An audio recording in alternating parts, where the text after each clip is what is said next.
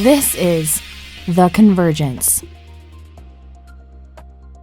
All right, everybody, welcome back to another episode of the Convergence Podcast, where every week we talk about Web 3.0 and its convergence with sustainability and the marketplace in general. I'm excited today. I have Dr. Dave with me, Dr. Dave Utzke, right? Did I get it right? Yep. I'll actually send you a PDF of Claude Shannon's paper, I'll put it on the web, paper describing this, because students get lost because it includes all of his mathematical computations around the concept of block ciphers. And once we had an internet, we could then take that mathematical computations and actually deploy it. And so it was just waiting for the next piece of technology to come along, which is why he introduced the concept in the early 50s of an internet. Because for this to work, we also need this. Isn't that funny how that works? It's like you couldn't have had television without radio. You know, you can't. All of these things sort of stand up. They're based on a foundation. Let me ask you a question about, Bill Gates. I got way off the Metaverse train. No, it's great. I'm excited, and I want to come back to that a little bit too. But Bill Gates' comment, I think it was just this morning or yesterday, that all of this is a scam. Yeah. This is a guy that knows math, and I'm thinking to myself, what is he thinking? Okay. So if you go back to the Bill Gates that and the early founders of Microsoft, you see a very different Bill Gates today, I believe. Yeah, very true. So it's true. You have someone who was very much wrapped up in the technology in the early days that is now wrapped up in politics. That's become his new fascination. So that's about all I guess I'll say about that. I think that's a good point, and I think even guys like Warren Buffett, they're protecting their kingdom now. And decentralization, the target of decentralization is the big web players. It's the Googles. It's those folks who have centralized networks. And I think you've taken a free internet. You've taken a free internet, and they basically have claimed their territory, and they own it now. And if you want access to it, you have to ask them.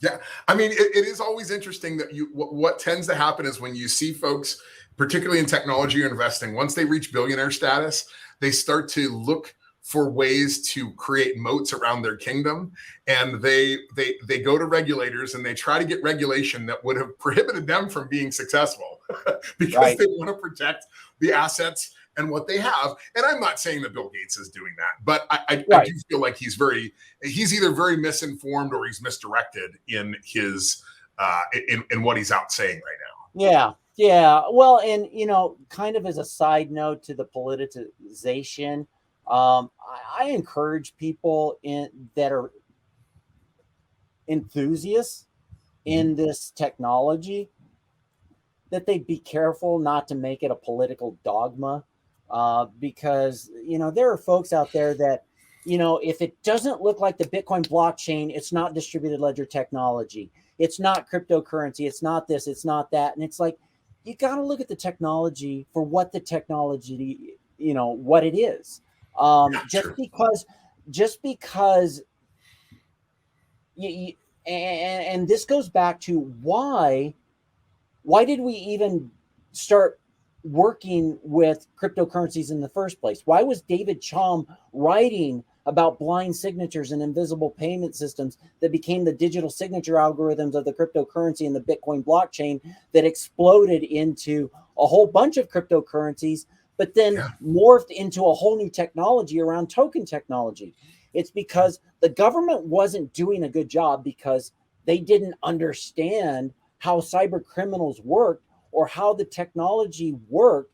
We were being ransomwared and everything else. Our PII was being stolen from merchants by cyber criminals, because getting into a centralized server of a merchant, a Home Depot, a Target, and things like that back in the 80s wasn't a hard thing. No. Because even when I started coding security protocols into your code wasn't something you thought of, because culturally you just didn't think of people stealing other people's things. That was not culturally acceptable. Yeah. The culture is so different today. Now we smash and grab anything that we feel belongs to us. It's very true.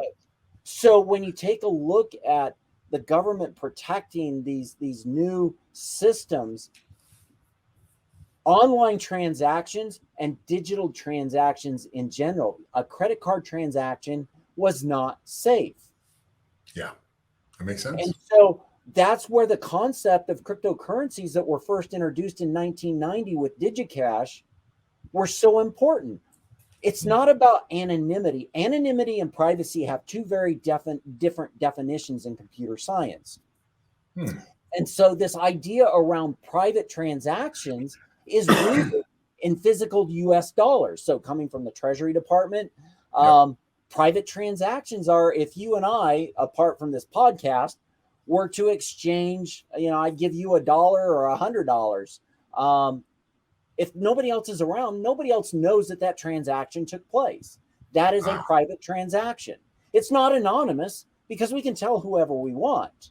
It's just that there was no one there to observe it.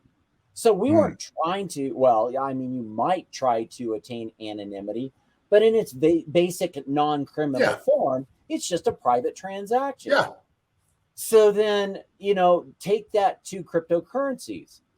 I use an address, an address generated by a private key and a public key. So they're, in essence, I refer to them as being genetically linked. The private key starts, a hash of the private key gets the public key, a hash of the public key creates the address. And so I'm using this address. How is that address that much different than a bank account number that the bank creates for you? If all you give me is your bank account number, if I don't know what bank that belongs to, I don't have a routing number, which is kind of the key to all of that. You're just as, lost with that account number as someone who picks up a blockchain address, right? So with that said, privacy was the key factor of, in a credit card transaction, I have to send my name, my address. The SIM card, the code in the back, the zip code, all these things get attached for the purposes of BSA laws that were passed in the 70s and have never been updated since by the government. And so what we have now is a peer-to-peer payment system that is trustless. I don't have to trust the bank or some third-party intermediary anymore, like a Zelle or something like that. I can simply transact directly with that individual a specified quantity that represents some value, and my identity as part of that is not compromised. So the peer-to-peer aspect of that is the key. So when the Bitcoin network, and I still have a lot of the emails you had. So during the 90s, we had the crypto war. There's one in particular, and you can certainly see it on my LinkedIn. I've shared it many, many times. A pretty good Medium article about the crypto wars of the 90s. Basically, because cryptocurrencies were centralized, you had the government go after it, because cryptography in the 90s was like state secrets, right? And so, anything related to cryptography and just the idea of autonomy, how dare you not use the US dollar kind of thing. So pretty much all cryptocurrencies went by the wayside. But you had celebrities like Whoopi Goldberg promoting Flues, which was a cryptocurrency in the mid-90s. Really? Oh, yeah. I don't remember that. There's still YouTube. There are still YouTube clips out there. So a lot of people don't understand that decade of the 90s where cryptocurrencies were first introduced. And a lot of that got lost in the dot-com era, because what happened was in 92, Congress passed the E-Commerce Act, which allowed the internet. So you have the internet introduced in 1990. ARPANET goes away. Then Sir Timothy Berners-Lee introduces the World Wide Web. And here again, people don't understand the difference between the internet and the World Wide Web. World Wide Web brought us web pages. So now it's not just a network of computers, i.e. the internet. We now have web pages with IP addresses that we can we can actually build out commerce. And so in 97, after this act is passed, you get this development phase, a little bit of a lag of how do we do this? And in 97, you started the dot-com era. During amazing. that time, I was a securities analyst with Vanguard working on the digital currency side and trying to introduce them to a lot of what was going on. But apart from that, as a securities analyst for mid-size professional services firms, wow, that was a great time to be in the market as an analyst, because it's like, wait a minute, people, there's nothing behind most of these companies. They're nothing but a concept. Yes. And the companies that really had something, what were the companies that the big tech giants that we have today came out of that dot-com era? So I want to talk with you for a few moments about Evergreen Carbon Credits, one of the sponsors of this show. I started working with Evergreen when I was telling a friend of mine who's involved with that company about my efforts to try to learn more about blockchain, NFTs, crypto, all the things in this space. And he showed me Evergreen. Evergreen was a really unique solution. I've looked at carbon credits in the past. I've been in the sustainability industry for almost 15 years. I understood what they were. You were buying an offset to offset the carbon footprint that you or your company has. But I also understood the challenges with that. They're sold in very, very large blocks, and then people break those blocks up and try to sell individual credits or small clusters of credits to businesses. And that creates some room for fraud, for people to not be up and up on what that project is, if that carbon credit is real. And there's challenges with that. And you can Google it right now and find there's a big case in Europe going on about fraudulent carbon credits. But what Evergreen did, I thought, was really unique. They took this idea of NFTs and they took blocks of carbon credits and broke those things down into tens of thousands or even millions of individual carbon credits. They can actually fraction those even out to a tenth of a carbon credit if they needed to. And they were able to then create a smart contract around that carbon credit so that you can track it back to its origin. You can find out what project it was associated with, but you are also guaranteed that the carbon credits you're getting from Evergreen are the real deal. You get that certificate, you get that certification that only the blockchain can do. So that's why it made sense for them to come on as a sponsor of this show. We're talking about all this new technology, and with new technology comes higher energy usages in some senses. And Evergreen is here to help offset that. If you want to look to maybe improve your image in the marketplace, maybe you're looking to offset some of your carbon footprint, not even just for your image, but actually for the sake of the planet, head on over to evergreencarboncredits.com and check out what they do. You can buy credits for as little as $11, and you'll get the certificate and the NFT that you can put in your wallet that shows that you've actually made that contribution. And that money, particularly right now with the projects they're working on, is going to reforestation in the Amazon. I think that's something we can all really get behind, particularly when we understand that the environment, the climate, we're all connected to it. It doesn't matter if we're putting off emissions here in the US or if it's happening in Mexico. It all contributes to the same global problem. So why not be part of a global solution with Evergreen Carbon Credits? I'm so glad you said this, because this is a transition point I'd like to make in the last few minutes here. And that is, people think about the .com, era and the crash and all that kind of stuff. That was not the end of the internet. Nope. In a lot of senses, it became the beginning of it, because it washed out all the trash that was out there where somebody had a web page and raised $100 million, but didn't even have a concept. The true utilities stayed and were formed from the ashes of that. And I tend to think that might be what we're starting to see a little bit right now in the crypto marketplace. This isn't the end of crypto. In a sense, I think it might be the beginning of crypto. Maybe you can make some comments on that, because here we are, June 17th. I don't even want to look at my crypto portfolio this morning. Right. Yeah, no. When you take a look at government regulators and people in general, I take them back to the internet. And, it's like, well, let's just shut this down. It's all a scam, going back to the Bill Gates comment and Warren Buffett and everybody else that's made that comment. JP Morgan, with Diamond, Jamie Dimon and Jamie Dimon, anyway, so the internet, I said, who owns the internet? It's like, well, I don't know. Yeah. How do you think the internet got from what it was in the 90s to the improvements that have been made today? The idea was, it was the developers that were doing it freelance at the time to build out this network for a bigger purpose. Then what happened was, after the .com era, you had Google, Amazon, specifically their business around AWS and everything else. They basically took over the control of the internet. And so they built it out. They, in essence, owned it.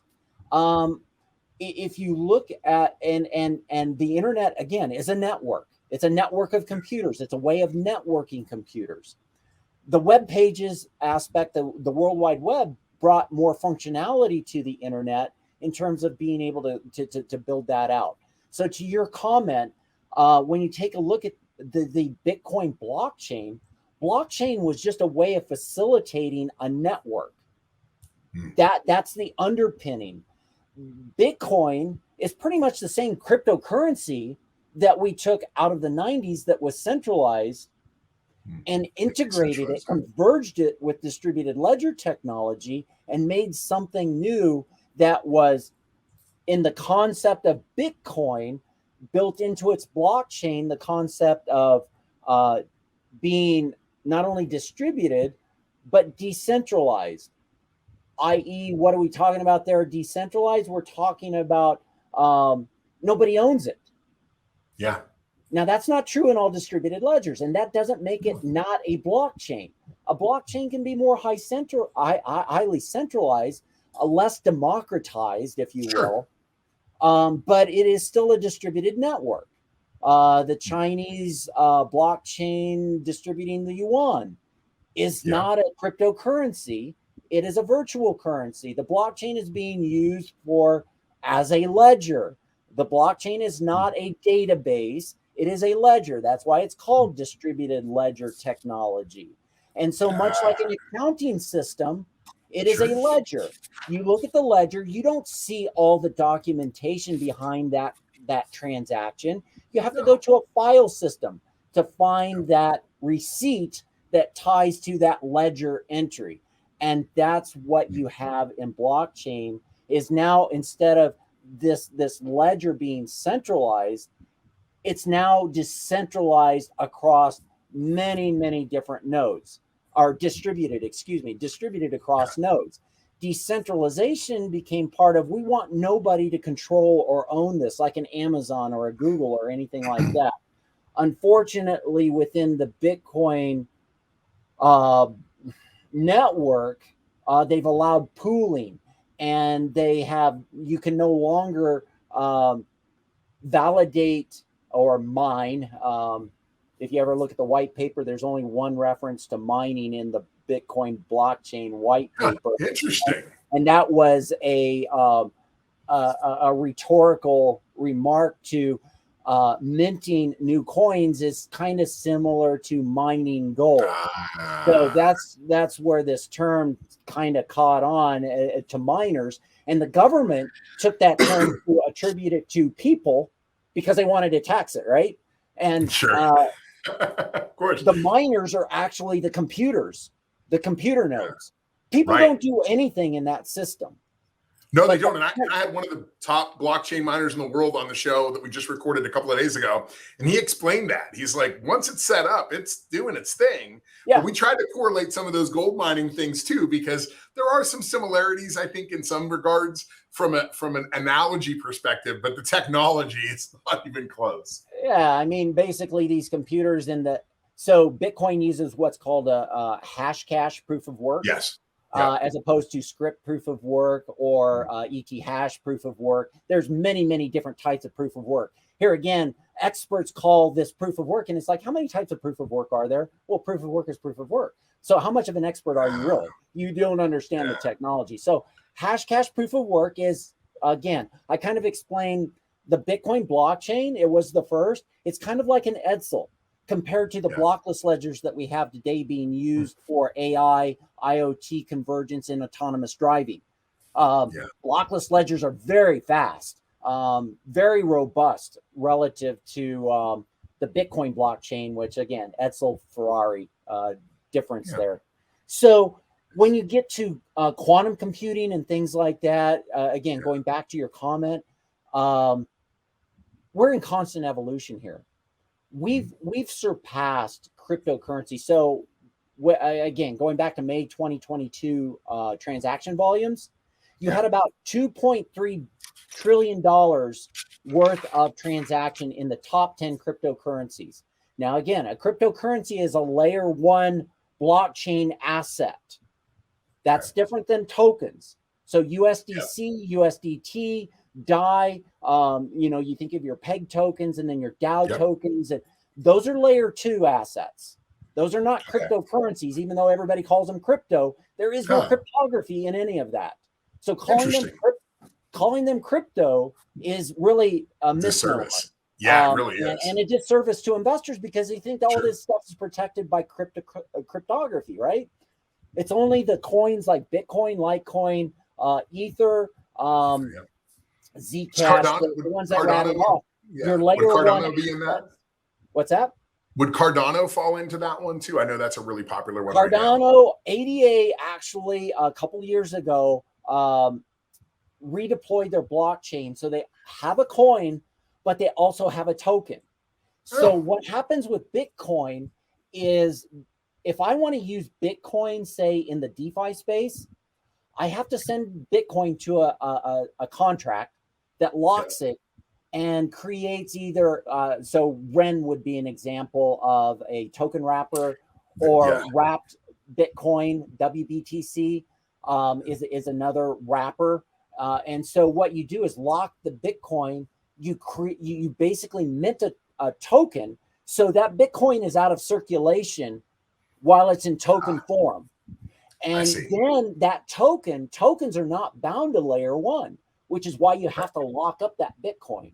And so now my wrapped Bitcoin can move anywhere and be used anywhere in any of those DApps. I see. That makes a lot of sense. And I understand then, now that makes sense too, why, because I'm looking at starting accepting crypto payments for some of the things I'm working on. And everybody says, take it in USDT. Don't take it in Bitcoin. Don't take it in Ether. Take it in USDT. And that probably makes a lot of sense because I think that sounds like it's a lot more stable then because it's not fluctuating constantly. Yeah. So, but here's the thing. Who controls Bitcoin?